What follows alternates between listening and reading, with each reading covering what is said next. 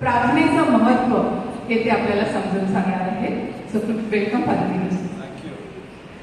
Praise the Lord. Praise the Lord. Praise, praise, praise the Lord. Praise, praise, praise the Lord. Praise, praise, praise the Lord.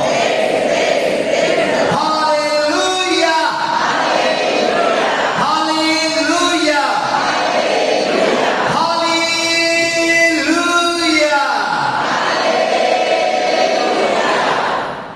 सगळी स्पंदन आहे ती मोकळी. Praise the Lord. Praise the Lord. Hallelujah. जेव्हा म्हणतो ना तेव्हा स्वर्ग आणि पृथ्वी आपण एकत्र जोडतो. हालेलुया. हालेलुया. हालेलुया. ख्रिस्तामध्ये बंधू आणि भगिनींनो, आज आपण बाह्य गोंगाटामध्ये देवाचा आवाज कसा ऐकायचा? In the outer noises of the world how can I hear the word of God? Praise the Lord. Praise the Lord. तुमच्या समोर पंखा फिरतो, आवाज येतो. पंखा फिरत आहे आपल्या डोक्याच्या वरती, आवाज येतो तुम्हाला? येतो. अचानक पावसाच्या सरी सुरू होतात, हा पाऊस कोसळताना आवाज येतो का? येतो.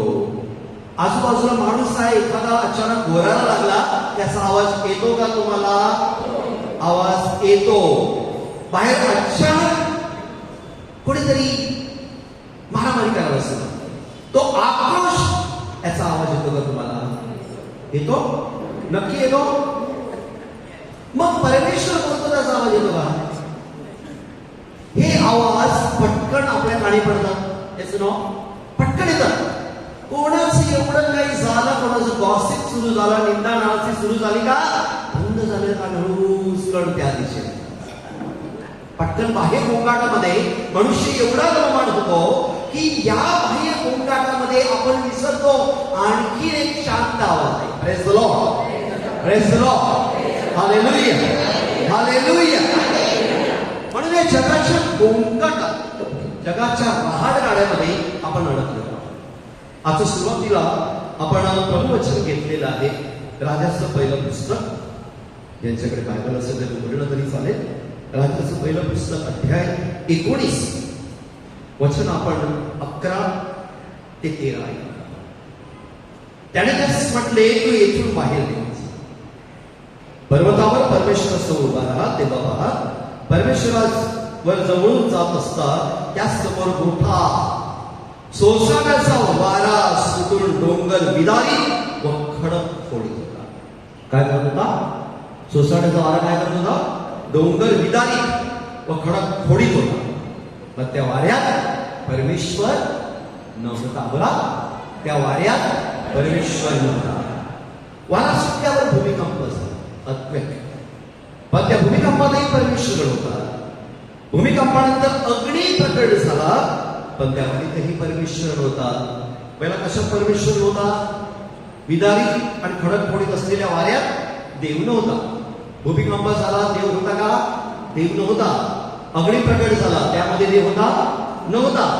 पण त्या अग्नीतही परमेश्वर होता. त्या अग्नीनंतर बघायचं शांत मंद माणसं. एलियाने ते ऐकताच आपल्या सगळ्यांनी तोंड सापून घेतले व बाहेर जाऊन गुहेच्या तोंडाशी उभा राहिला. परमेश्वर कशात होता? परमेश्वर कशात होता? शांत मंद वाणी झाली त्यामध्ये. Praise the Lord. Praise the Lord. ख्रिस्तामध्ये बंधू आणि भगिनींनो, की भूकंपानंतर अग्नी झाला, परमेश्वर अग्नीत होता. अग्नीनंतर मंद शांत स्वर ऐकू आला, त्यामध्ये आपल्याला देवाचा आवाज ऐकू आला. आजच्या चिंतनाचा ती पहिला मुद्दा जो आहे, देवाचा आवाज कसा ऐकावा. खूप लोक वर्षानुवर्ष प्रार्थनेसाठी येतात. कितीतरी मिसामध्ये ते एकरूप झालेले असतात. कितीतरी ठिकाणी पिलग्रिमेज तीर्थस्थळात गेलेले असतात. एक नवेला संपला का दुसरा नवेला, एक संत संपला का दुसरा संत. या वर्षभरामध्ये आपण त्या संतांच्या भेटीला जातो, पवित्र नदीच्या तीर्थस्थळाला जातो. जिथे विविध देवालये आहेत, तिकडे जिकडे प्रार्थना होतात तिथे मी जातो.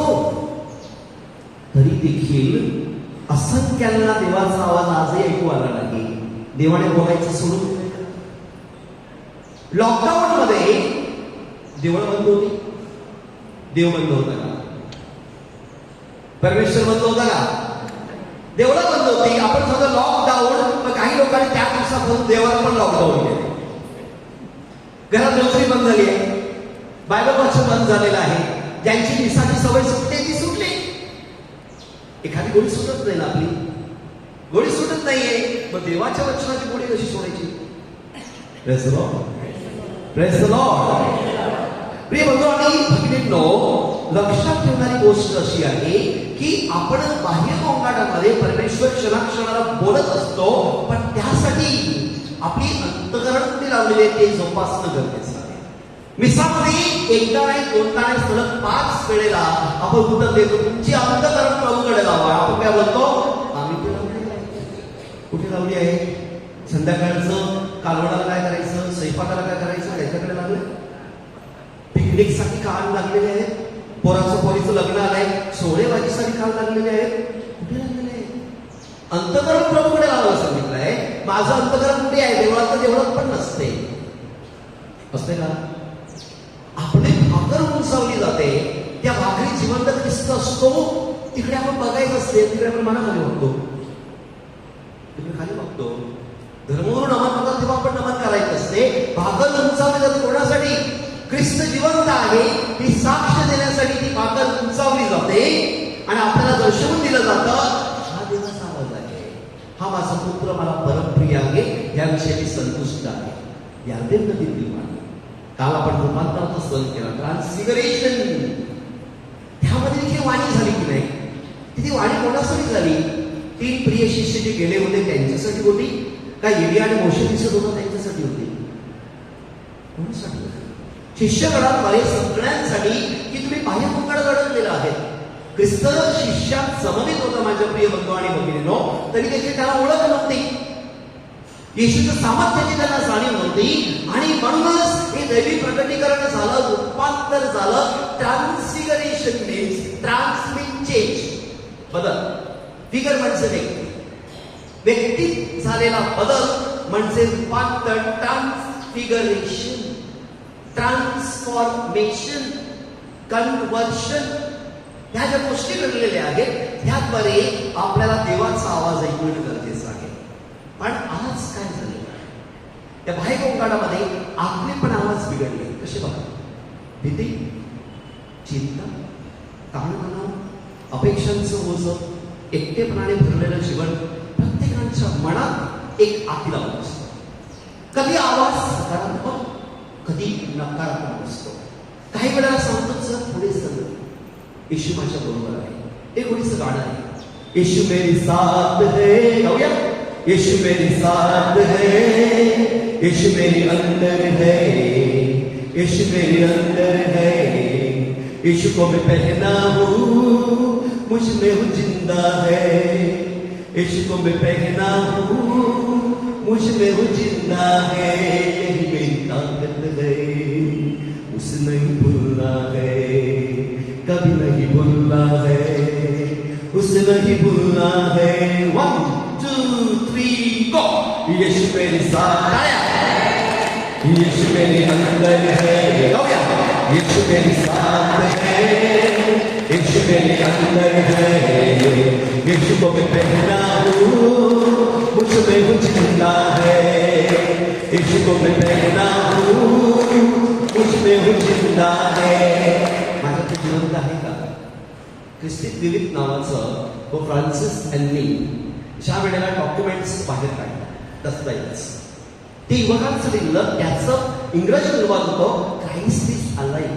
काय होता? Christ is alive. ख्रिस्त जिवंत आहे. आणि जिवंत असताना देखील जर येशू मेरे साथ आहे, माझ्या बरोबर आहे, तर मला चिंतेची गरज आहे. एवढी गोष्ट घडली की मनामधील बाह्य गोंगाटाला प्रारंभ होते. जिथे येशू माझ्या हृदयात मी भाकरीच्या रूपात स्वीकारलाय. प्रार्थनेद्वारे ते कवच मी परिधान केलेलं आहे. ते शिल्ड ऑफ फेथ मला जे मिळालेलं आहे, हे जे शिल्ड मिळालेलं आहे, हे मला संपूर्ण माझं शरीर आणि आत्म्याचा दावा घेण्यासाठी दिलेलं असताना देखील अन्य आवाज का, अन्य गोंगाटात मी का गुरफटत आहे? माझ्या कुटुंबात समस्या निर्माण झाली, प्रश्न निर्माण झाला आणि मी सांगतो वेळ आहे कोण? देवा कुठे आहे? जसं आदामाचा विचारला, आदामा कुठे आहे? आदाम पापात पडला होता ऑलरेडी, त्याला प्रश्न विचारला. आज आपण देवाला प्रश्न विचारतो. Can we ask question to God? आपण देवाला प्रश्न विचारू शकतो का? एवढं आहे का आपल्याला? परवानगी आहे का? आणि येशूला स्वतः देवाला सांगितलं शक्य असेल तर त्याला माझ्यापासून पाठवून टाक. एक आतला आवाज होता की आता अंतिम समय जवळ आलेला आहे, मला अरेस्ट केलं जाणार, अटक केली जाणार आणि मला विधिलिखित जी आहे त्याप्रमाणे वागावं लागणार आहे. आणि या सगळ्या गोष्टी जाणीव असताना येशू एक आतील आवाज आपल्या मित्राला असतो, शक्य असेल तर आपल्याला माझ्यापासून. ख्रिस्तामध्ये बंधू आणि भगिनींनो, बाह्य गोंगाट आज आपल्याला कसे डिस्टर्ब करतात? आजच्या जगात आपल्या भोवती अनेक प्रकारचे बाह्य आवाज आहेत. मोबाईल, सोशल मीडिया, टीव्ही, सततच्या बातम्या, कामाचा ताण, लोकांची मते व टीका, स्पर्धा व भौतिकवाद, हे आवाज आपल्या मनाला इतके व्यापून टाकतात की देवाचं बोलणं ऐकू येत नाही. फादर शोक परेरा जे आता सध्या कोळीवाड्यामध्ये आहे, हे ज्या ज्या देवळात जातात त्या ठिकाणी एक असं बायबलचं वचन म्हणतात. तुम्हाला बोलायचं का? बोला, अवश्य, पण देवाशी. बऱ्याच वेळेला चर्च मध्ये मिसा संपल्यानंतर 2-4 मैत्रिणी त्याच बाकावर असतात, त्यांच्या वार्ता, त्यांच्या चौकशा सुरू असतात. एका मिनिटामध्ये ज्या देवळाला प्रार्थनेचं महत्व होतं तो देऊळ बाजारपेठ बनतं. म्हणते का नाही? बाजारपेठ. वी फॉरगेट की प्रेझेन्स ऑफ गॉड, देवाचं अस्तित्व, त्याची उपस्थिती इकडे आहे, पण तो आवाज नको आहे. बाह्य आवाजात मी एवढ्या प्रकारे एकाग्र होतो की माझ्या प्रिय बंधू आणि भगिनींनो, ही आपल्याला इतकं व्यापक टाकतात की देवाचं बोलणं आपण ऐकू. मग इंग्लिश मध्ये असं म्हटलेलं आहे, outside noises can corrupt your inner voice. बाह्य गोंगाट किंवा बाह्य प्रदूषणामुळे आपला आंतरिक प्रदूषण निर्माण होऊ शकतो. Praise the Lord, praise the Lord. आपला आवाज प्रदूषित करतो, आपले विचार प्रदूषित करतो. ह्यामध्ये अचानक मनात भीती निर्माण झाली. So I doubt the presence of God. मनात चिंता निर्माण झाली, परमेश्वराच्या उपस्थितीचा मला विसर पडत पडतो. एका बाजूला सांगतो येशू मेरे साथ आहे, हा विश्वास ठेवून येशूवर जरी आले काळे स्वर्गाच्या वाटेवर, नाही घाबरणार नाही मी भिणार नाही कोणाला, हे मी काढत बोलतो. माझ्या भीती कशी होते? भीती शिरते तेव्हा देवावरची प्रीती अल्प होते, कमी होते, कमकुवत होते. श्रद्धेचं जे जोडणं आहे, कनेक्शन आहे, हे जेव्हा कमी कमी होत जाते तेव्हा भीती शिरते. Praise the Lord, praise the Lord. ख्रिस्ताव बंधू आणि भगिनींनो, एक लहान मुलगी समुद्रावर खेळत आणि खेळता खेळता तिचं पायातील वाहन सँडल वाहून गेलं आणि तिने वाळूवर लिहिलं समुद्र चोर आहे. काय लिहिलं? समुद्र चोर आहे. आता त्या समुद्रामध्ये मासेमारी करणाऱ्यासाठी गेलेले असताना त्यांच्या जाळात भला मोठा झाड आला, खूप मासे आले आणि तो म्हणाला समुद्र जीवनाचा सहारा आहे. तिथे कोणीतरी शिल्प मोती शोधत होतं आणि मोती शोधत असताना त्याला जेव्हा मोती सापडले तेव्हा त्याने मला काय सांगितलं? समुद्र जीवनाचा खजिना, ट्रेजर. ट्रेजर हे देवराज्याविषयीचे विविध मोती आणि जाळे हे संदर्भ आहे. त्यानंतर एक जोडपं फिरायला गेलं होतं, भरी मोठी लाट आली, त्याची पत्नी वाहून गेली आणि त्याने वाळूवर काय लिहिलं? समुद्र हत्यारा. काय लिहिलं? बघ, समुद्र म्हणजे श्रद्धेची विशालता, विशालता, प्रॉव्हिडन्स ऑफ गॉड. अशी विशालता की ज्यामध्ये एक माणूस एकदा सकारात्मक विचार करतो, एक नकारात्मक विचार. समुद्र तिथेच आहे व प्रत्येकाला आपल्या जीवनात आलेल्या अनुभवानुसार माझा आतील आवाज काय सांगतो तशी माझी संकल्पना बदलते. God does not care for me. देवाला माझी काळजी नाही. मलाच का आजार आहे, मलाच का अपयश आहे, माझ्या जीवनाच्या साडीस्थिती लागलेली आहे, माझ्याच पोराची विसागा अडकलेली आहे, माझ्याच कुटुंबामध्ये संघर्ष काय आहे, अशांतता काय आहे, मी रोज देवाला जातो तर टोमणेगिरी अजून बंद का होत नाही. ही नकारात्मक स्वरामध्ये जेव्हा आपण जडतो तेव्हा देवाच्या कार्यात मी असतो पण कुठेतरी मी हळूहळू मागतो. म्हणून बाह्य आवाज ऐकायचा. त्याला चिकटून राहायचं नाही. आपल्या मानवी स्वभावाचे मूळ एक दुर्गुण आहे. दुर्गुण आहे जो आपल्याला दुर्बळ करतो तो असा की 99% आपण लोक काय माझ्याविषयी बोलतात त्याच्या विचारात असतो. 99% जर लोक माझ्याविषयी काय, लोकांना काय वाटेल, त्याला काय वाटेल, तिला काय वाटेल, शाळेचं प्रिन्सिपल काय वाटेल, फादरला काय वाटेल, हे वाटता माहिती का आपण स्वतःविषयी चिंतन कमी करतो. म्हणूनच आतील अवस्था आपल्याला काय शिकवतो की कंट्रोल, आपण एक प्रकारे कंट्रोल केला पाहिजे. शमूएलाचं सुंदर उदाहरण आहे. शमूएलाची कथा जी आपण वाचतो त्यामध्ये दिलं गेलेलं आहे प्रत्यक्ष. आणि त्या शमूएलाचं पाचारणाची जी कथा आहे, पहिलं त्याला कळलं नाही ना, त्याला कळलंच नाहीये. मग मीडिएटर कोण झाला, मध्यस्थ कोण झाला, एलीकडे वारंवार गेला हा पोरगा आणि एलीने काय सांगितलं करून दिली. आता परत आवाज आला काय सांगायचं, बोल प्रभू तुझा दास आहे. तोपर्यंत बाह्य गोंगाटामध्ये अडकलेला होता, कोण बोलावतं कळत नाहीये. आणि जेव्हा परमेश्वर एखाद्या व्यक्तीला बोलवतो आपण विचार करतो ही व्यक्ती, हा मुलगा, ही मुलगी फादर होणार, सिस्टर होणार, आज आता मला पवित्र शास्त्र उचलतो. आपल्याला एक सरप्राईज वाटतं, आपल्याला एक आश्चर्य वाटतं. परंतु बाह्य गोंगाटामध्ये तो स्थिर झाला, स्टेबल झाला. जीवनातील अस्थिरता, अस्वस्थतेवर त्यांनी मात केली आणि परमेश्वराचा कंट्रोल त्यांनी मिळवला. Praise the Lord, praise the Lord. जेव्हा आपण बाह्य गोंगाटात प्रचंड प्रमाणात गुंतले जातो, एक चक्रव्यूह होतात. इकडे त्या चक्रव्यूहाच्या दारापाशी सैतान असतो. परंतु चक्रव्यूहामध्ये कधी तुम्ही गुंडाळले जाऊ नये वाटत असेल तर आपल्याला आतमध्ये एक आवाज असतो, तो परमेश्वराचा असतो. बऱ्याच वेळेला आपल्याला वाटतं अरे माझ्या पुढे संकट आहे, आणि फुटप्रिंट्स ऑन द सँड, वाळूवरील पाऊल खुणा, हे जर तुम्ही सुंदर पुस्तक वाचलं असेल तर तुम्हाला कळेल की पहिलं चालत असताना 4 पावलं दिसतंय आणि त्यानंतर पावलं दिसायची राहतात आणि त्या तरुणाला वाटतं की माझ्या कठीण परिस्थितीमध्ये निघून गेली ती पावलं. पण त्यावेळेला परमेश्वरानं कमी पुस्तक केलं असते, इंगित झेललेलं असते.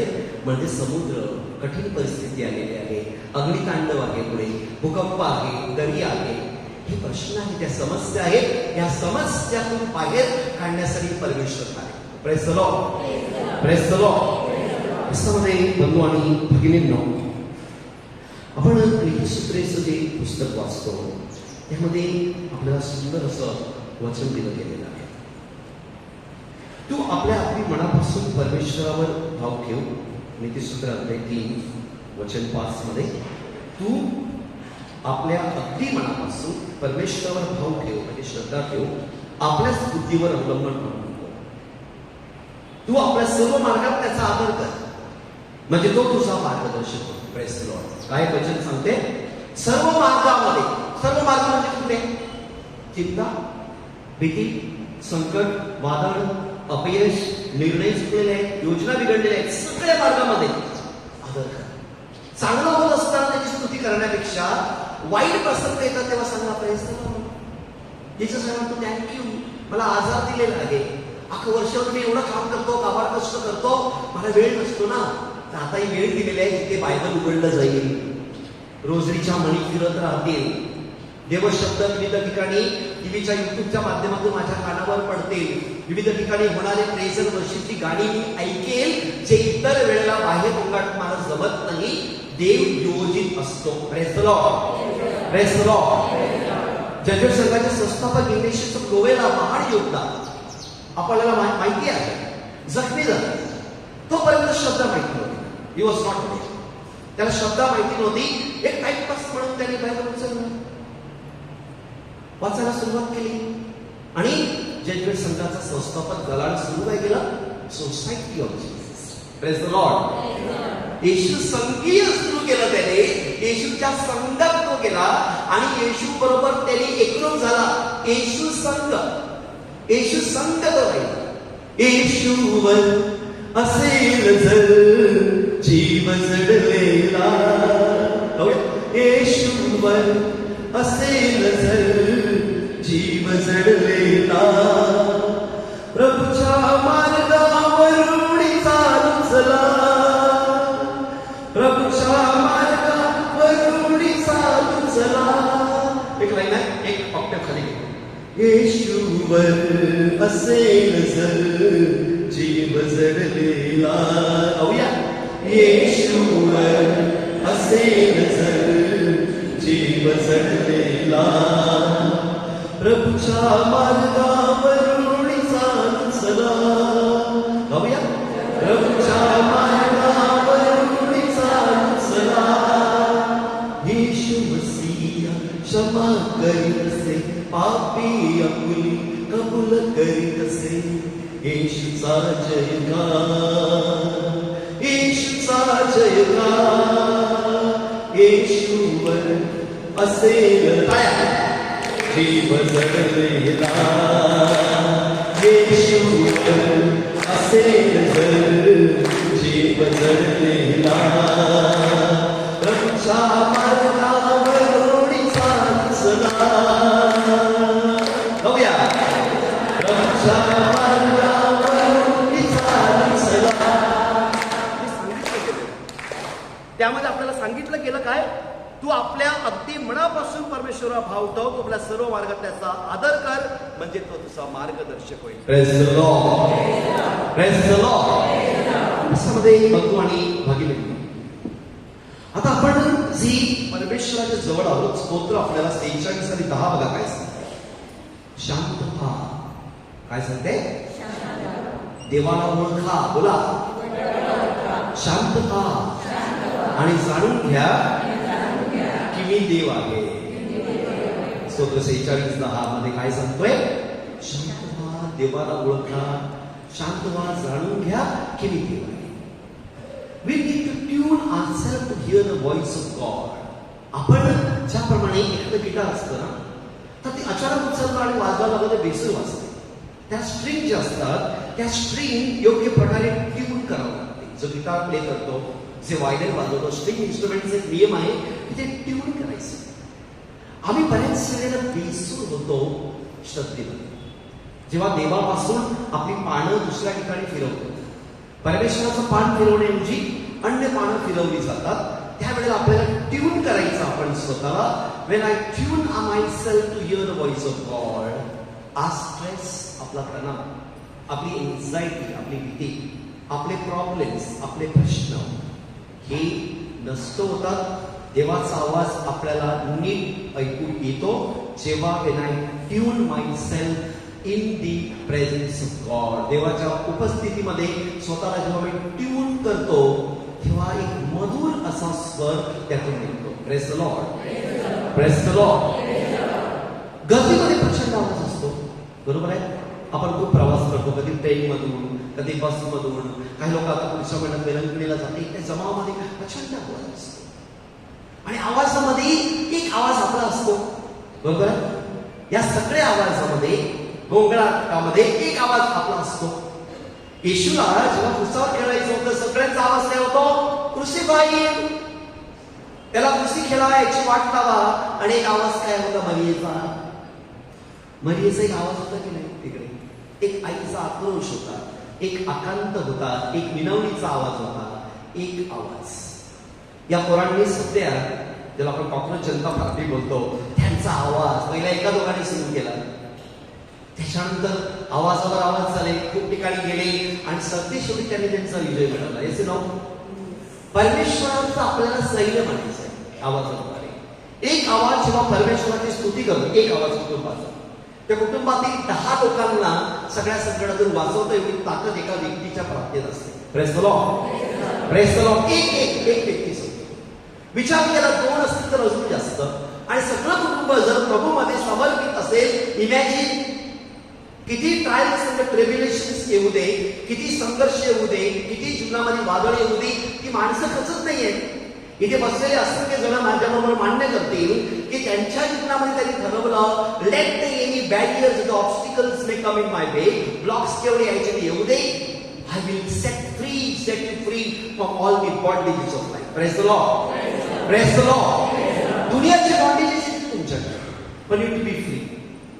अंथरुणाला खिळलेला एक वडील जेव्हा औषधोपचारासाठी त्यांच्याकडे पैसे होते, तेव्हा त्याच्याकडे 80 असं घड्याळ होतं, एक पुरातन असं घड्याळ. त्याचं व्हॅल्यू खूप होतं. त्याने आपल्या मुलाला दिल्याने सांगितलं की तू घड्याळ ही आणि घड्याळातून जे मूल्य मिळेल त्याद्वारे मला आवश्यक असलेले औषधं आण, कारण आता पैसा नाहीये. एक एक वस्तू विकूनच आपल्याला माझं आणि तुझं जीवन जे आहे प्रवाह हा सुरू करायचा आहे. मुलगा प्रथम सामान्य एका दुकानात गेला आणि त्याला सांगितलं $20. त्याच्यानंतर तो एका मॉलमध्ये गेला, त्याला सांगितलं की $150. त्यानंतर तो परत आला आणि मंडळाला सांगतो की मूल्य एवढे येत नाहीयेत. तेव्हा त्याला सांगितलं की एका म्युझियम मध्ये नेलं. त्याने म्युझियम मध्ये नेलं आणि त्या म्युझियम मध्ये त्याला $1,000. Praise the Lord. Praise the Lord. My worth. परमेश्वरामध्ये माझी किंमत काय? What is my worth? की बऱ्याच लोकांना की मी काय योग्यतेचा नाहीये का? जसं खूप जे लोक निवडले गेले प्रभूने, मोशे निवडले गेला आणि मोशे काय सांगतो, मी तोत्रे आहे, आय मस्ट स्टँड अप. मी काय तुझी लीड करणार? इस्रायल जनता फारोच्या गुलामगिरीमध्ये मला बोलताच येत नाही. माझे शब्द तोकडे पडतायत, मी काय नेतृत्व करणार तिकडे? आणि परमेश्वराने त्याला त्याचं वळण दाखवलं. योना संदेशचा वारंवार पळत होता, निलवेच्या किनाऱ्यावर पाठवलं, राजापासून अंकापर्यंत त्यांनी उपासाचे धडे दिले. अब्राहमाला सत्यभूमीचं कळीक दिलं. अशी विविध संदेश याजक, प्रवक्ते, राजे निवडले ना. दाविदाने सांगितलं, बलियेत कसं मानतो? बघा ही वर्थ, आपलं मूल्य आपल्याकडे आहे. आपल्या आवाजात सांगायचं, आय एम गुड, देव माझ्या बरोबर आहे, गॉड इज विथ मी. आता आपण पहिलं सुरुवातीला आपण जेव्हा पवित्र मिसा करायचो तेव्हा धर्मगुरूने सांगितलं, प्रभू तुम्हा बरोबर असतो. आणि आपण काय बोलायचो? आणि तुम्हा बरोबर असतो. आता आपण काय बोलतो? आणि अंतर्यामी मीन्स व्हॉट? अंतर्यामी म्हणजे काय? Inner voice. अंतर्यामी म्हणजे काय? Inner voice. जे धर्मगुरू बोलतो तो नाहीये, मला पण I am one in the spirit, I am one in the Lord. या मोयसा होती जेव्हा मी एकत्र जमतो माझ्या प्रिय बंधू भगिनींनो, I am one with the Lord. ख्रिस्तामध्ये बंधू आणि भगिनींनो, आपण सगळ्यांनी टायटॅनिकची कथा ऐकलेली असेल. 1912ला जेव्हा टायटॅनिक बुडली, तत्पूर्वी स्टॉक नावाचा एक शेतकरी होता. आणि स्टॉक नावाच्या शेतकरीने आपल्या आयुष्याची सगळी पुंजी जमा केलेली, अशासाठी केलेली होती. माझा आवाज येतो ना? Praise the Lord. अशासाठी जमा केलेली होती त्यांनी, की त्यांनी काय सांगितलं, स्टॉक या मिशनरीने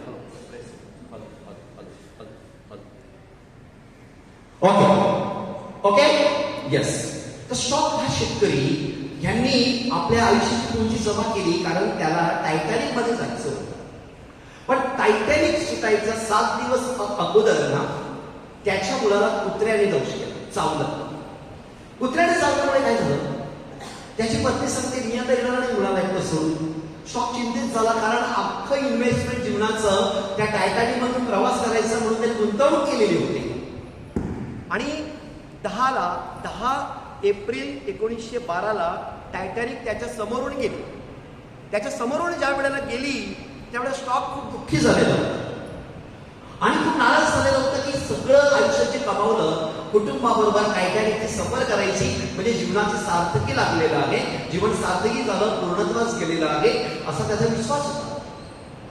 पण 10 एप्रिलला निघालेली टायटॅनिक 1912ला 15 तारखेला पुण्यात. त्यावेळेला स्टॉक शेतकऱ्याने विचार केला, माझ्या आयुष्याची पुंजी गेली म्हणून मी नाराज झालेलो होतो, आतला आवाज नकारात्मक झालेला होता, की माझं सगळं गेलं, मला प्रवास करता आला नाही, कारण ऐन वेळेला मुलाला कुत्र्याने चावलं आणि सगळं वागळलं. एखाद्या वेळेला आपण परदेशाची तयारी करतो आणि घरात अकस्मात मृत्यू होतो किंवा एखाद्याचा अपघात होतो, कोण आजारी पडतो आणि आपण निराश होतो, की का मी सगळे प्रयत्न केले ना, बॅगा भरल्या, सगळं केलं ना, पण आता ऐन वेळेला मला सगळं रद्द करावं लागते, आम्ही पोहोचू शकत नाहीये, त्याला त्याचं वाईट वाटत. पण त्यानंतर त्यांनी चाललं की टायटॅनिक बुडाली. परमेश्वराने 7 दिवस अगोदर त्याचा आत्मा आवाज जागृत केला. Praise the Lord. Praise the Lord. किती दिवस अगोदर? 7 दिवस अगोदर. तुम्ही असं कधी एक्सपिरियन्स घेतलाय का, की घरून तुम्हाला मुंबईला कामाला निघायचं आहे आणि तुमची गाडी सकाळी स्टार्ट होत नाही, खूप प्रयत्न करतो, गाडी चालू होत नाही, म्हणून ते रिक्षा करतात. रिक्षात बसता, रिक्षा ट्रॅफिकमध्ये अडकतो. रिक्षा ट्रॅफिकमध्ये अडकला, तुम्ही स्टेशन पोहोचेपर्यंत जी ट्रेन तुमची नियोजित होती ती सुटली. तुम्ही खूप नाराज होतो, की काय झालं, आज वाट लागली, लेट मार्क लागणार आहे, परंतु त्या ट्रेनला कनेक्टिंग बस होती ती बँड्रावर होती. त्या बसचा त्या दिवशी परीक्षेचा अभ्यास नियोजित केला. परमेश्वराने त्या बसमध्ये त्या व्यक्तीला जायचं होतं. परमेश्वराने त्याला कुठून आवाज दिला आणि थांबवला. कुठून थांबवलं? घरून गाडी स्टार्ट झाली नाही त्याची. एक टेस्टमनी एका व्यक्तीची की घरून गाडी स्टार्ट झाली नाही, रिक्षा ट्रॅफिक मध्ये अडकला. त्याने ते ट्रेन ती पकडली असती की बस पकडली असती तर आज तो गतप्राण झाला असता. Praise the Lord, praise the Lord. म्हणून आतला आवाज ऐकत जा. बाहेर गोंगाट काय वाटलं? आज माझी इंटरव्ह्यू आहे. एक मुलगा इंटरव्ह्यूला गेला तो सांगतो, फादर 5 वेळा माझी इंटरव्ह्यू फेल झाली. वाय? त्याला एक जॉब होता, त्याला जवळजवळ 50,000 सॅलरी मिळाली. त्याची आई एकटी होती, वडील दगावलेले होते, बहिणीचं लग्न झालेलं होतं. माझ्या प्रिय बंधू म्हणून हा खूप तरुण डिस्टर्ब झालेला होता की एवढ्या माझ्या मागची पोरं गेली ना, त्यांच्या विजा लागतात, माझी का लागत नाहीये. डिस्टर्ब झाले. आतला आवाज खराब झाला, त्याचा प्रदूषित झाला, बाह्य गोंगाटामध्ये सापडला तो. आणि त्यानंतर मी त्याला सांगितलं, काम कर, कदाचित परमेश्वराची काय इच्छा आहे जाणून घे. आणि बरोबर 8 दिवसानंतर हा तरुण आला आणि बुधवारचा दिवस होता आणि माऊलीजवळ मेलबंद पेटवतोय. मी त्याला हात मारले, साईड तुझं इंटरव्ह्यू झाली आणि तू जाणार होता. नाही फादर, माझ्या कंपनीने माझं package 1,10,000. Praise the Lord, praise the Lord. म्हणजे बघा, आपल्याला काय वाटतं गेला पाहिजे, जायला पाहिजे, पण भविष्यात येणारी प्रलोभनं जी आहेत, संकट आहेत, ती परमेश्वर सुचवतो. आतील आवाज तुम्हाला जागरूक करतो की नाही की डोंट डू दिस. आपल्याला वाटते का होत नाहीये, वेट. त्यामुळे 4 मुद्दे आजच्या चिंतनामध्ये मी ठेवणार आहे. पहिला मुद्दा जो आहे डिझायर, इच्छा. इच्छा काय? आपण देवळामध्ये येतो, आपण प्रार्थनेला येतो, आपण कुटुंबामध्ये प्रार्थना करतो. प्रत्येक जणांची डिझायर, हिडन डिझायर असते, एक इच्छा असते, एक हेतू असतो की हे घडणं गरजेचं आहे. परंतु तुम्हाला एक माहिती का, आपण बायबलमधलं जे वचन दिलं गेलेलं आहे, जे प्रेषकामार्फत दिलं गेलं, मागा म्हणजे मिळेल. पुढे काय सांगितलंय? पुढे काय सांगितलंय? मागताना असं मागा की ते तुम्हाला मिळालंय. Praise the Lord, praise the Lord. Condition दिली का तिकडे सांगा? कंडिशन नाही टाकली. येशू आपल्याला सांगतो मागा म्हणजे मिळेल. ठोका म्हणजे दार उघडलं जाईल. सांगतात की नाही? ठोकावा म्हणजे दार उघडलं जाईल, शोधा म्हणजे सापडेल. ही 3 वाक्य जेव्हा आपण चिंतेत असतो, आपला आतला आवाज डिस्टर्ब असतो, बाह्य गोंगाटात सापडतो, तेव्हा माझ्या डिझायर्स परमेश्वराला असतात. पण त्या डिझायर मध्ये स्वार्थ नको, त्या डिझायर मध्ये नकारात्मक वृत्ती नको. Complete trust in God. I trust in you. हे शब्द आपल्या उराशी बाळगले पाहिजे. जे आपण दैवी प्रतिमा पाहतो त्याच्या खाली काय लिहिलेलं होते? I trust in you. माझा तुझ्यावर पूर्ण विश्वास आहे. आतल्या आवाजामध्ये एक टॅपिंग करा की माझ्या डिझायर्स काय आहेत आणि देवाची डिझायर काय. जे मी 2 उदाहरणं अगोदर दिली की ट्रेन सुटली किंवा त्याचा विजा जो आहे तो विजा होत नव्हता, कारण परमेश्वराची इच्छा होती आपल्या आई बरोबर राहिला पाहिजे, फक्त पॅकेज वाढावं म्हणून. तो म्हणाला की माझे फादर 27.5 लाख वाचले, जे मला तिकिटासाठी आणि तिकडे जे राहायचं होतं त्या युनिव्हर्सिटीमध्ये भरायचे होते. म्हणजे पुढच्या 10 वर्षापर्यंत तो ते फेडू शकणार असता. आणि देवाने त्याच्यासाठी योजना ऐकली, दुसरी कंपनी मिळाली, package. Praise the Lord, praise the Lord. Desires आपण खूप डिझायर करतो, माझ्या इच्छा. परंतु येशूने काय सांगितलं? माझ्या इच्छेप्रमाणे नव्हे तर तुझ्या इच्छेप्रमाणे. मरीने काय सांगितलं?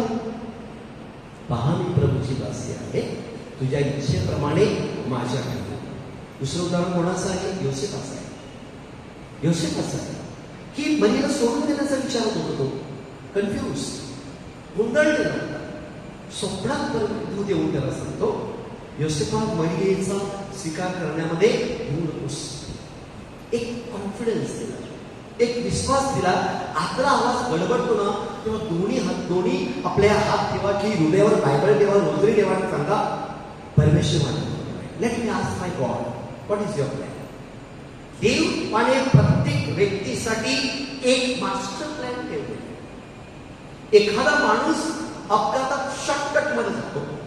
एका व्यक्तीची किती 88 बोन्स ब्रोक झाले.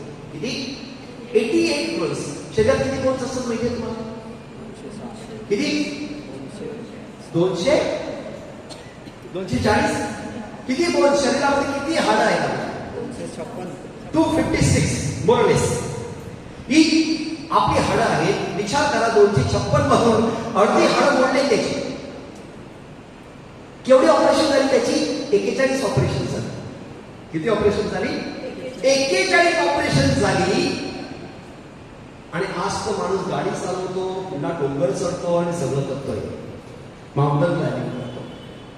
म्हणजे एक मॅसिव्ह ऍक्सिडेंट, त्यामध्ये दुसरा जो होता तिकडेच दगावला आणि हा पोरगा वाचला गेला. एवढी हाडं तुटलेली असताना परमेश्वराने पूर्ववत त्याला केलं. Praise the Lord, praise the Lord. आणि तो काय करत होता माहिती?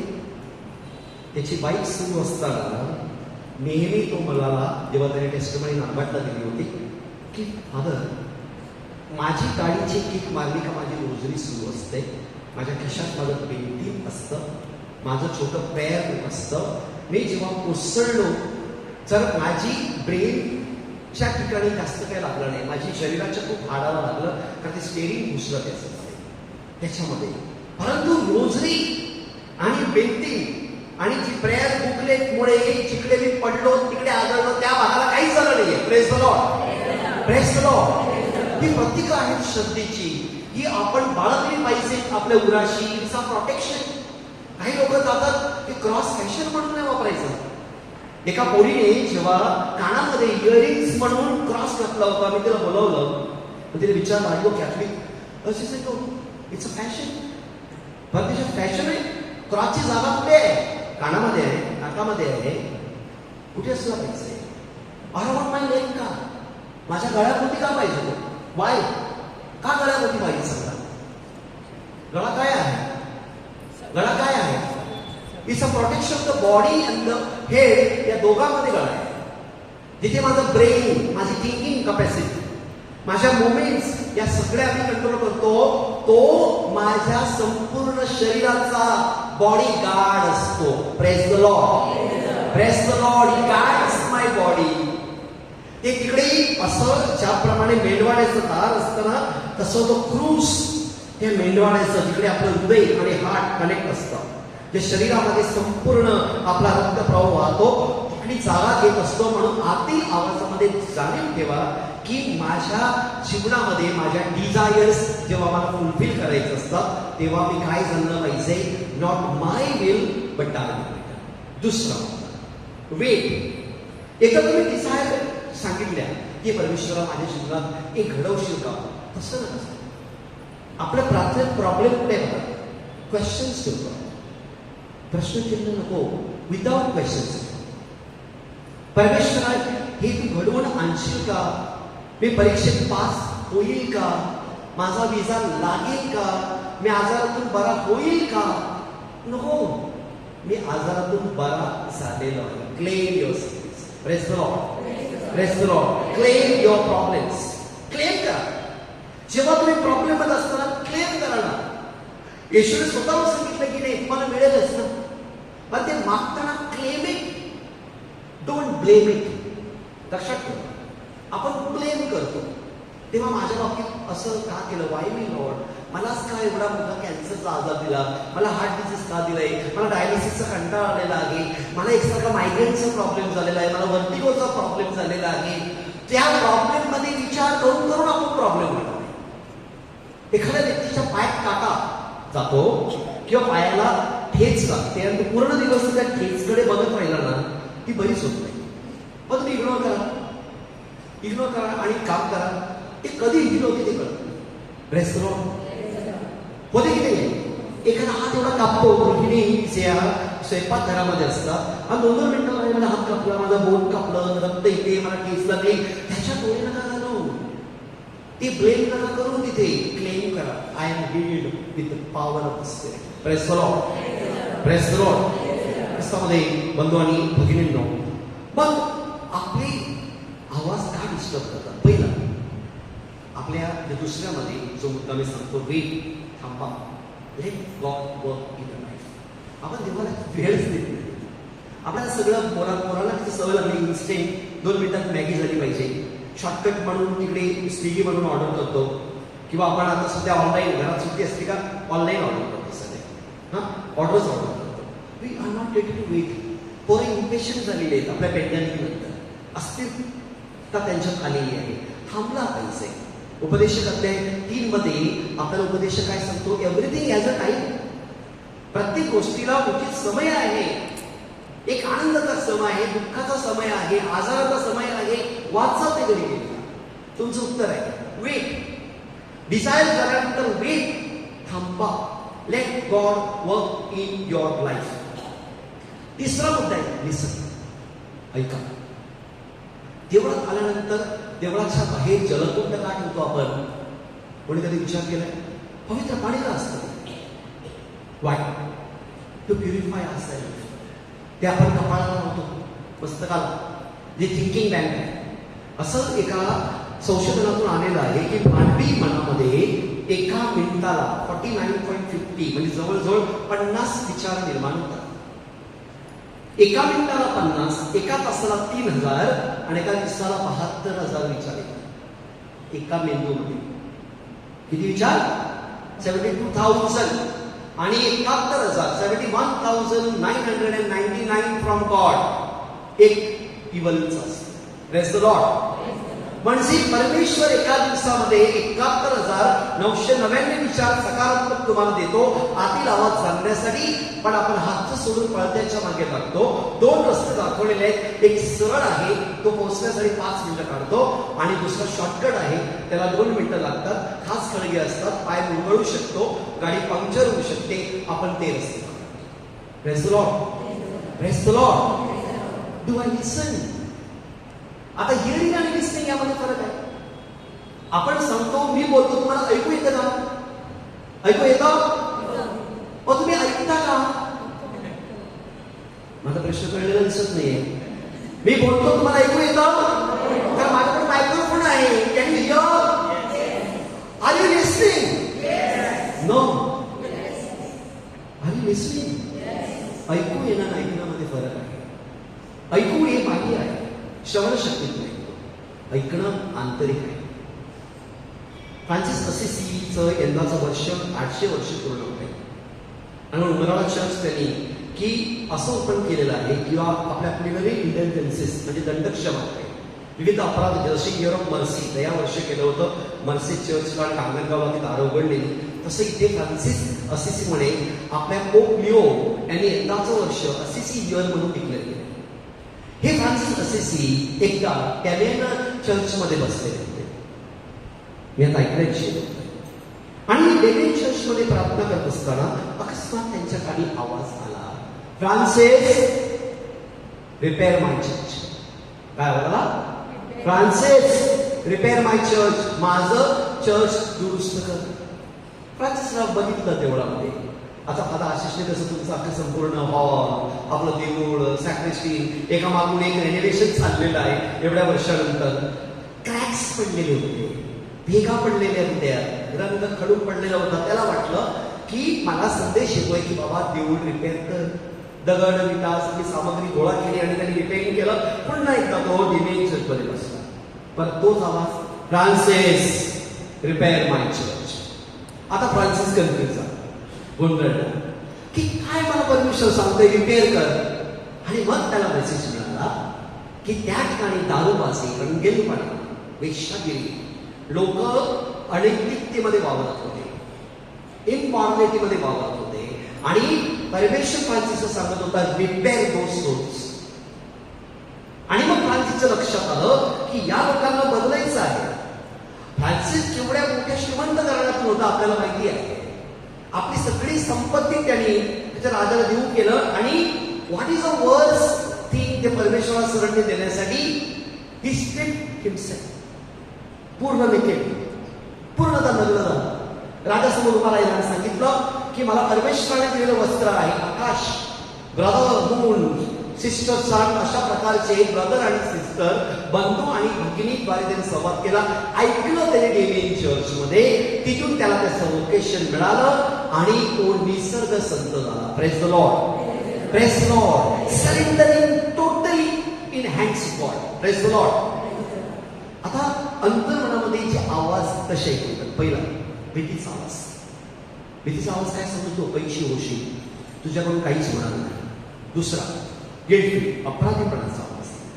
देव मला माफ करणार नाही, मी खूप पापी आहे. काही लोक पुरुषात गेल्यानंतर once priest forgives you is forgiven, 2 महिन्यानंतर दुसऱ्या फादरकडे जाऊन तेच पाप नका सांगू.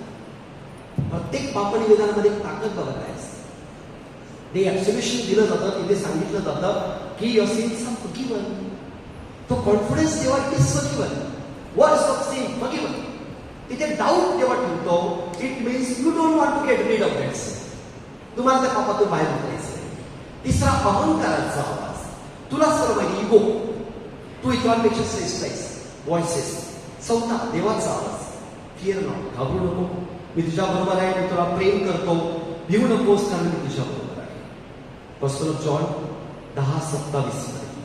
आता देवाचा आवाज कसा ओळखायचा? माझ्याकडे 2 मिनिटात मला संपवायचं आहे. देवाचा आवाज काय करतो? शांती देतो. देव बोलतो तेव्हा अंतकरणात शांती निर्माण होते. दुसरं, देवाचा आवाज प्रेमाकडे नेतो. देवाच्या आवाजामध्ये कधी द्वेष, सूड किंवा अहंकार नसतो. तिसरा, देवाचा आवाज बायबलशी सुसंगत असतो. देव स्वतःच्या वचनाच्या विरुद्ध कधीच बोलत नाही. तुम्ही इकडे टेस्टमनीज दिले, 3 टेस्टमनी झाल्या, मी ऐकत होतो. घ्या टेस्टमनी द्या. देव इवलंच काम तुमच्या जीवनात करतोय, गिव्ह टेस्टमनी. पुढच्या वेळेला त्यापेक्षा अधिक करेल. देवाचं कार्य झालं आणि असं सोडून दिलं, so you take God for granted. It is a job of God. देवाने मला निर्माण केलं, let him take care. No, माझ्या बाबतीत जे चांगलं घडतंय, देव मला स्पर्श करत असेल, मोठ्या आजारातून मला डॉक्टरने जरी बरं केलं असेल, डॉक्टर प्रभू येशू ख्रिस्ताच्या स्पर्शाने मला आरोग्यदान मिळालेलं आहे. एक ग्रेटफुल आणि गिव्ह टेस्टमनी. मदर तेरेसाची एक टेस्टमनी आहे. त्याने एकदा विचारलं की मला तुम्ही प्रार्थनेत देवाशी काय बोलता? त्या बोलल्या, मी जास्त बोलत नाही, मी फक्त ऐकते. त्याला पुन्हा विचारलं, मग देव काय बोलतो? त्या म्हणाला, तोही काही बोलत नाही, तो ऐकतो. यातून आपल्याला समजते की प्रार्थना म्हणजे फक्त बोलणं नाही, देवाचं ऐकणं आहे. Praise the Lord. आणि शेवटची एक मला 2 मुद्दे मला सांगायचे की आज कोणत्या आवाजाने मला मार्गदर्शन केले. The question for reflection. आज कुठला आवाज मला प्रेरित करतो? देवाचा आवाज मी ऐकला आहे का? जगाचा आवाज मी मोठा केलाय का? जगाचा आवाज मोठा असू शकतो, पण देवाचा आवाज सर्वात सामर्थ्यवान आहे. बाह्य गोंगाट कमी कमी, अंतर्मनात चुकीचे आवाज ओळखूया आणि शिवयापणे बोलूया. एकत्र बोलूया, बोल प्रभू तुझा दास ऐकत आहे. बोलूया, प्रभूचा गौरव असो आता आणि सदा सर्वदा. God is good.